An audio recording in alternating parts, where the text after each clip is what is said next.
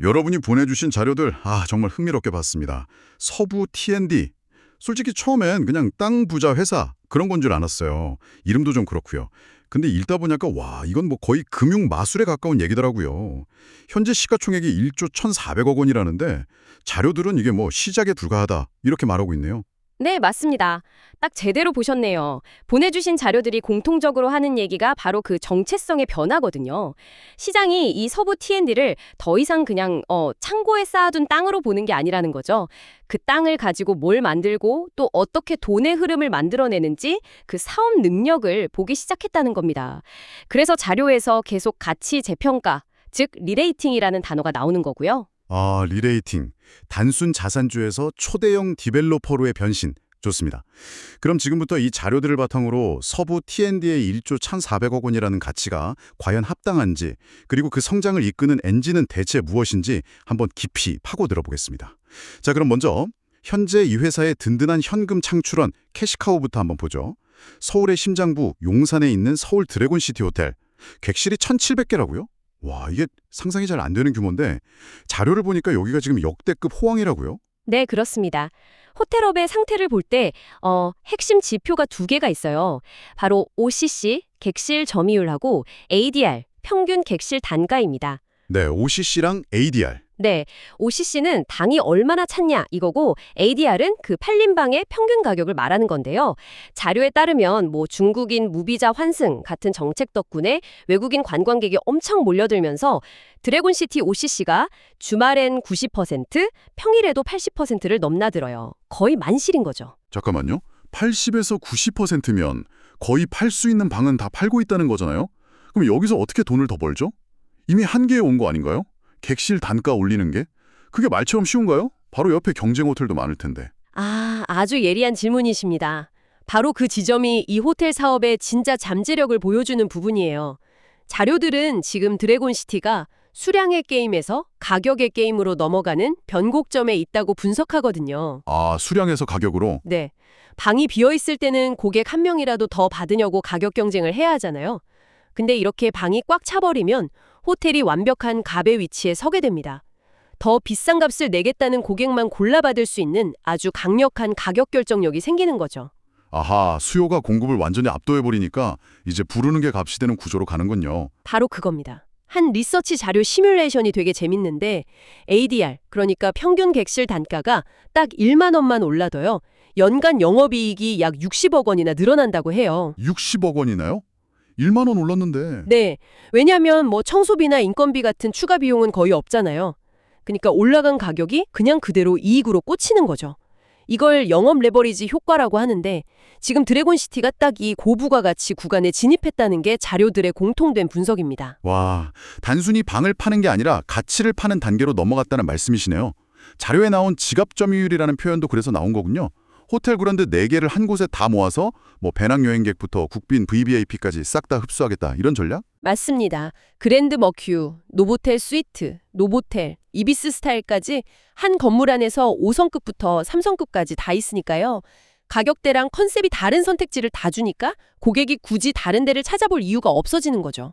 용산에 온 관광객 지갑을 그냥 통째로 가지고 오겠다. 이런 자신감이네요. 네, 그게 바로 1700실이라는 압도적인 규모가 만들어내는 뭐랄까 물리적인 해자, 진입장벽이 되는 셈입니다. 그러니까 용산 호텔은 지금 현금을 그냥 찍어내는 기계나 다름없는데 진짜 재밌는 건 자료들이 이 엄청난 현금 흐름을 그냥 다음 단계를 위한 발판 정도로만 보고 있다는 거예요. 그 다음 단계의 무대가 바로 신정동이군요. 여기는 어떤 곳입니까? 과거 서부 트럭 터미널이었던 부지인데요. 한 10만 제곱미터쯤 됩니다. 축구장 14개 크기예요. 엄청나네요. 네, 서울 서남권의 핵심 입지죠. 근데 이 땅의 운명을 바꾼 계기가 바로 정부의 도시첨단 물류단지 시범사업 1호로 선정된 겁니다. 그 1호 사업지요? 네, 이 타이틀 덕분에 일반 상업용지에서는 상상도 못할 용적률 800%를 받았고요. 총 사업비 1조 9천억 원짜리 초대형 복합단지 개발이 가능해진 겁니다. 그냥 물류센터 짓는 게 아니네요. 자료에 뭐 AI, 로봇, 심지어 아파트까지 나오던데. 이건 그냥 창고 짓는 거랑은 차원이 다른 얘기 같은데요? 정확합니다. 그게 바로 이 프로젝트의 핵심 가치예요. 지하에는 자율주행 로봇이 24시간 물건 나르고 분류하는 AI 기반 완전 자동화 물류 시스템이 들어섭니다. 영화에서 보던 그런 거네요. 네, 거의 영화 마이너리티 리포트에 나오던 그런 시스템을 서울 한복판에 짓겠다는 거죠. 이 최첨단 기술 덕분에 도심 내 라스트 마일 배송이 핵심 거점이 될 수 있고요. 그래서 주변 낡은 창고보다 임대료를 20% 이상 높게 받을 수 있다는 게 자료의 분석입니다. 미래 기술이 곧 임대료 프리미엄으로 이어지는군요. 그럼 지상에 짓는다는 아파트는요? 그건 어떤 역할인가요? 바로 그 아파트 분양이 이 프로젝트의 활용정정입니다. 지상에는 약 1,000세대 주상복합 아파트를 지어서 분양할 계획인데요. 이게 땅의 가치를 한 번에 현금으로 회수하는 가장 확실한 방법이거든요. 자료에 따르면 2026년 10월로 예정된 이 아파트 분양으로 얻게 될 순이익만 약 6,500억 원에 달합니다. 6,500억 원이요? 잠시만요. 지금 회사 전체 시가총액이 1조 1,400억 원인데 프로젝트 하나에서 그 절반이 넘는 현금이 들어온다고요? 이건 회사의 재무구조가 완전히 바뀌는 수준인데요. 바로 그겁니다. 그래서 시장이 이 프로젝트 진행 상황에 모든 신경을 곤두세우고 있는 거예요. 이 현금은 그냥 회사 금고를 채우는 걸 넘어서 다음 성장을 위한 어마어마한 실탄이 되는 거니까요. 근데 이런 1조 9천억 원짜리 사업이면 자금이 엄청나게 필요할 텐데 자료를 보면 신한서부 T&D리츠라는 자회사를 활용하는 방식이 되게 똑똑해 보이더라고요. 잘 키운 자산을 자회사에 팔던데 왜 그렇게 하는 거죠? 그냥 계속 갖고 있으면서 임대료 받는 게 더 안정적이고 이득 아닌가요? 그 질문에 대한 답이 바로 이 서부 T&D의 DNA, 본질을 보여주는 부분입니다. 쉽게 비유를 한번 들어볼게요. 직접 빵집을 계속 운영하는 게 아니라 아주 잘 되는 명품 빵집을 만들어서 그 빵집을 프랜차이즈로 파는 것과 같아요. 아, 프랜차이즈 비유요. 네네. 본사인 서부 T&D가 인천 스퀘어원이나 용산 호텔 같은 우량 자산, 즉 명품 빵집을 개발하고요. 이걸 자회사인 리츠, 그러니까 가맹점주한테 제값을 받고 파는 겁니다. 아, 그렇게 해서 현금을 확보하는군요. 네, 그렇게 확보한 현금, 즉 가맹비로 신정동 같은 또 다른 동네에 새 빵집을 여는 거죠. 그러면서도 리츠 지분을 한 40% 정도 계속 갖고 있고 운영도 직접 하거든요.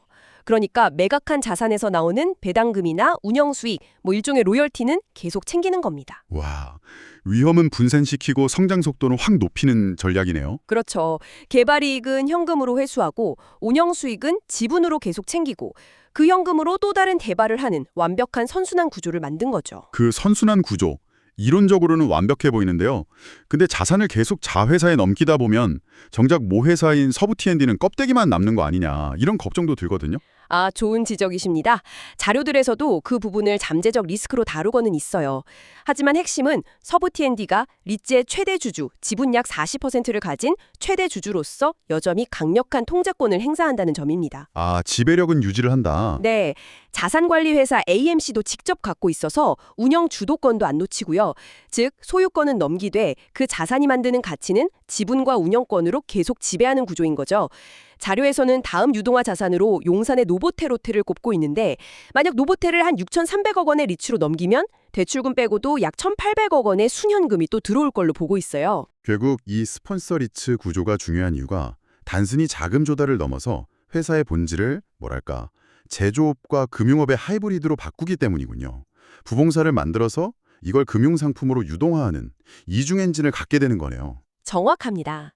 한국에서는 사실 이런 모델을 성공시킨 사례가 거의 없거든요. 이게 바로 시장이 서부 T&D를 단순 자산주가 아니라 고도의 금융기법을 쓰는 디벨로퍼로 재평가하는 가장 큰 이유입니다. 자, 그럼 이 모든 걸 한번 조합해 보겠습니다. 불타는 호텔 사업, 거대한 미래 개발 프로젝트, 그리고 이걸 가능하게 하는 아주 똑똑한 자금 조달 구조까지. 그래서 시가총액 1.14조 원이 여전히 매력적이다. 이 주장은 타당하다고 보시나요? 자료에 근거한 순자산 가치, NAV 관점에서 보면 상당히 설득력이 있습니다. 여기서 NAV라는 건 회사의 모든 자산을 다 팔고 빚을 다 갚았을 때 주주들한테 최종적으로 남는 돈을 말하잖아요. 그렇죠. 진짜 가치. 네, 특히 서부 T&D처럼 부동산이 핵심인 회사들은 장부에 적힌 가격보다 실제 가치가 훨씬 높은 경우가 많거든요. 그래서 이 NAV를 통해서 숨겨진 가치를 파악하는 게 아주 중요합니다. 장부가가 아니라 시세로 평가했을 때의 가치라는 거군요. 네, 맞습니다. 자료들은 회사가 가진 부동산의 실질 가치를 아주 보수적으로 잡아도 최소 3조 원 이상으로 보고 있어요. 특히 작년 말에 회사가 스스로 2조 7천억 원 규모의 자산재 평가를 공시했거든요.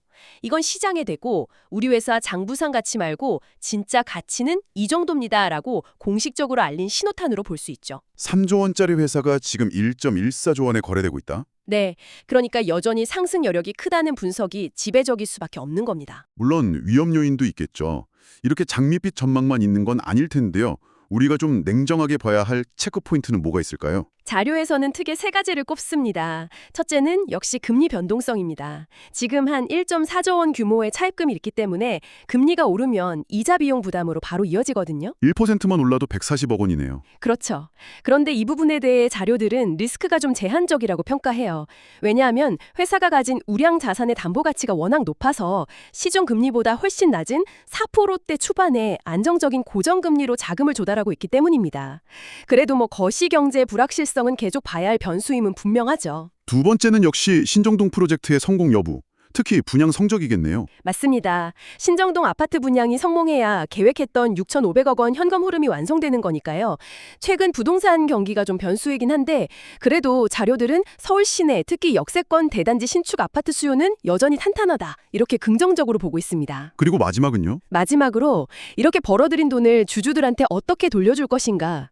즉, 배당 정책의 변화가 앞으로 주가의 추가 상승 촉매제가 될 거라고 분석합니다. 지금까지는 성장을 위해 재투자에 집중했다면 앞으로는 주주 환원에 대한 기대감도 커질 수 있다는 거죠. 오늘 여러분이 보내주신 자료를 통해서 서부 T&D가 어떻게 잠자던 서울의 노른자 땅을 현금으로 바꾸는 마법을 부리는지 아주 구체적으로 들여다봤습니다. 단순 부동산 부자에서 도시를 설계하고 금융을 조직하는 개발자로의 변신.